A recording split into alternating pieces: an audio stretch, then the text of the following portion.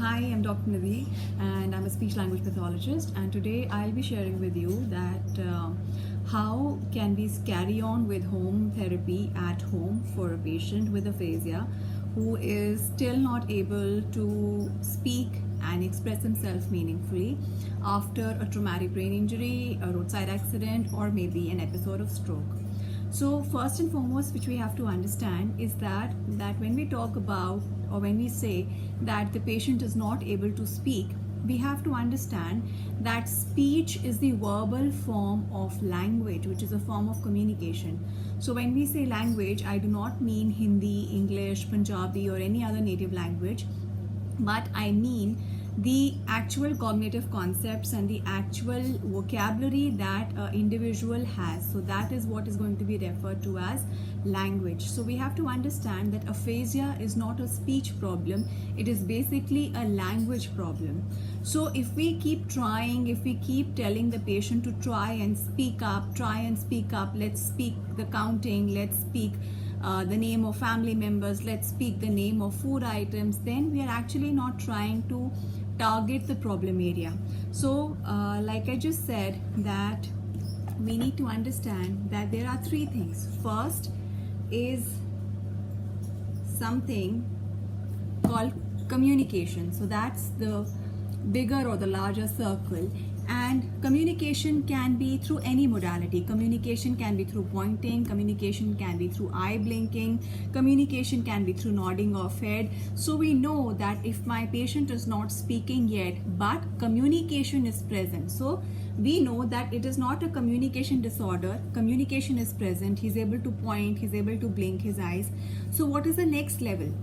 The next level is what we call language. So when we're talking about language, like I just mentioned, language would mean vocabulary, concepts, relations, association between items, people, and the environment. So that is language. So aphasia is predominantly a language disorder, and thereafter, after language comes speech. So if I want my family member or my patient to start speaking, to have proper speech, we have to understand that we need to start working on his language, because until and unless the language is present, you cannot have speech coming in.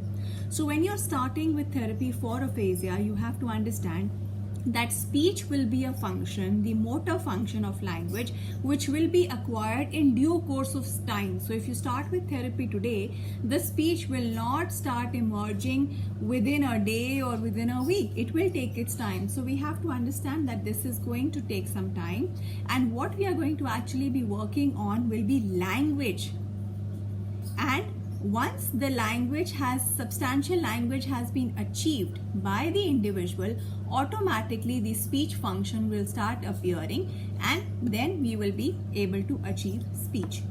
So now that we understand that there is a difference between speech and language, similarly, while we are doing therapy for the individual at home, we have to understand that therapy has to function at two levels. One will be the cognitive level, where we'll be working about the concepts, names of things, how things are related, how things are associated, how people are associated with the environment, how environment keeps fluctuating from time to time. So all this is language. So this is going to be the cognitive therapy that we are talking about.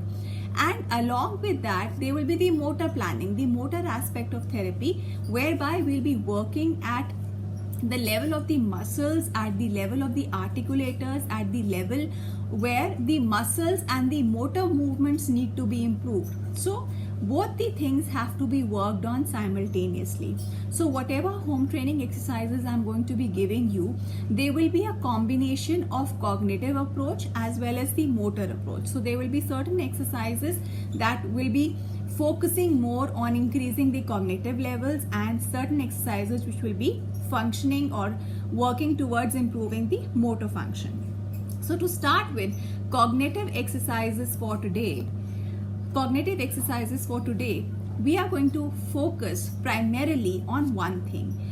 If we can get the patient to improve his imitation and thereby improve his repetition, we will be able to achieve quite a significant benefit for the individual's therapy.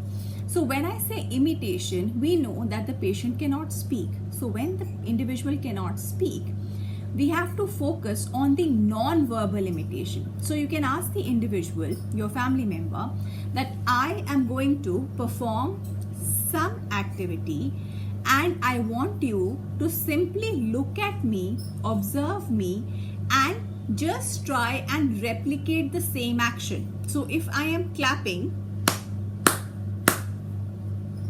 you also have to clap the exact number of times I have clapped. So 1, 2, 3, or clap, clap, clap, and the patient imitates the same thing. Clap, clap, clap. So this was one instruction. Second instruction could be, okay, so second instruction, roll, roll, roll. So the individual has to just look at you, observe, and imitate the non-verbal part. Roll, roll, roll. If along with the non-verbal action, he is even able to speak, that's always an added advantage.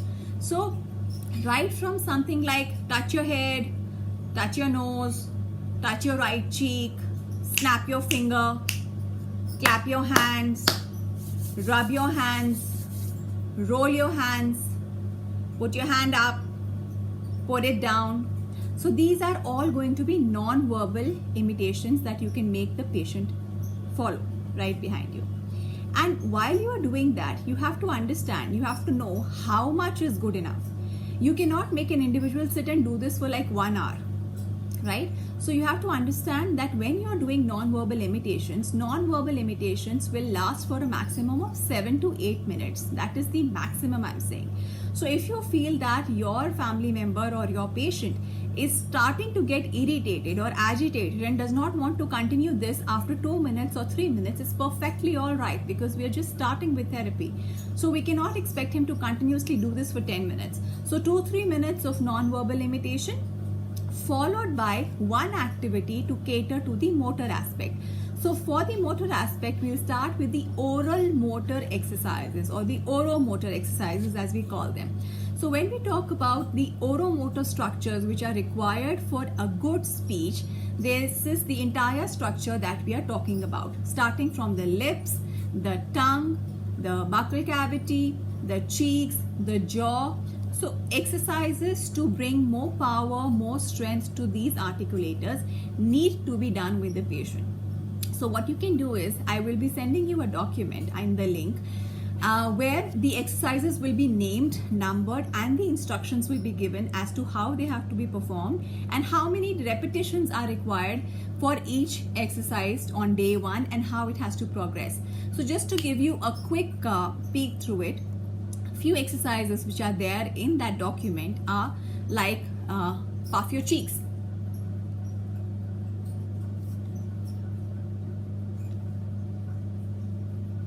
So we're puffing our cheeks for 5 seconds, and that's 1 repetition. So if we are wanting the patient to do 5 repetitions today, let's start with a decent number, something which is achievable, because if you ask him to do 20 repetitions right on day 1, it will not be possible. So just try to mix and match the exercises and just try and keep a record of which exercises is he able to do confidently and is he able to reproduce, and which exercises is he facing a problem. So like one is the puffing of cheeks to maintain oral pressure. Next could be tongue exercises like protrusion of tongue, holding it for 5 seconds, lateralization of tongue,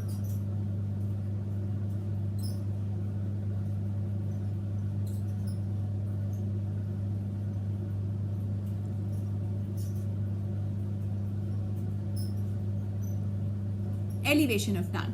So protrusion, lateralization to right, lateralization to left, protrusion of the tongue trying to touch the tip of the nose.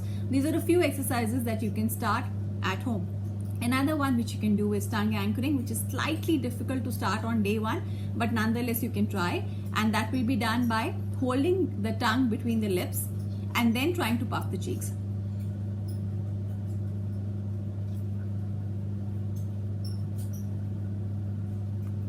that way. So another 5 repetitions of this exercise. So by the time you have done say 5 repetitions of these 5-6 exercises, that is good enough for one sitting. So non-verbal imitation to start with, some set of oromotor exercises. So this is going to take care of the cognitive aspect and the motor aspect to begin with on day 1 and day 2. We want the patient to start imitating us, start imitating the non-verbal commands that we are asking him to do. If he is able to imitate that, then the next target would be, we would want him to start repeating the verbal aspect. So if I want him to say 1, 2, 3, he repeats after me 1, 2, 3. If I say da, ta, ta, so it repeats ta, ta, ta. So basic thing which you have to focus on is the oromotor strength to start with, and secondly non-verbal imitations and making him repeat things after you. So this happens during the morning section where the patient is wide awake, alert, oriented, and if the sleep pattern is kind of maintained by now, if the patient is awake and oriented during the day, sleeps well through the night, then you can carry on these exercises during the daytime, during morning time when the patient has had his breakfast and is ready and is alert to perform these activities. But if you feel that after breakfast, since he's not had a good night's sleep and he'd like to take rest, so we cannot force him to be awake and sit and listen and follow the instructions and do it. So even if it means doing this session before lunch or maybe just right a little after lunch, then also it's good enough. So one session during the day will comprise of your imitation and the oromotor exercises. The second session in the day, it could be later in the evening, it could be during the time in the evening when you make him sit upright, where he's feeling a little better, is having a cup of tea, meeting his children. At that point of time, for 5 to 7 minutes, we are going to try and encourage him to do a little bit of activity which will include some writing. So to begin with, if we say the good thing would be if you can ask him to write his name, to try and write his name. But we are not going to force him. We are just going to ask him to write a P. And when you're doing that, we are trying to make him realize he of course remembers his name, he of course responds to his name, but we want him to start spelling his name, to write his name. So simple, you write it on top and ask him, just make a line and ask him to write the same thing again. Then things which are important to him, say for example the name of his office.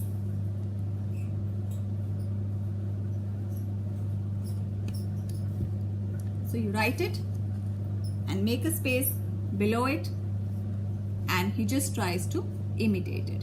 This is words and things which have meaning to the patient. You could also try things like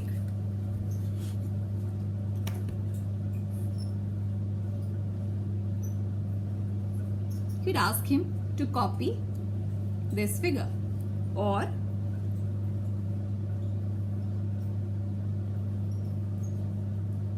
a number. So initial 2-3 days you're going to just make him write his name, the office name, maybe the name of a child, maybe the colony or the street or the residential area where you're residing, and some shapes and numbers. But it will never be something like start writing counting from 1 to 20. No. Our patient may not be ready yet to do this counting from 1 to 20. So even in writing, we are only asking him to imitate what we have written. So if I write a 4, I want him to see this and copy it and write a 4 next to it. if I write a 7, I just want him to simply copy it. I will not ask him to start writing from 1 to 20. It's too soon for that, right? So these are a few things which you can start right away with the patient. And most importantly, once you're done for the day, you're about to retire at night, it's very important for one family member, whoever is executing these exercises and functions at home, you need to keep a home training record where you can actually put the date and mention that what all exercises were done today, how did the patient cooperate for these exercises, was he able to finish them, did he get irritated, is there any particular exercise which he likes to do on repetition, is there any particular exercise which he does not want to do or gets irritated while doing it.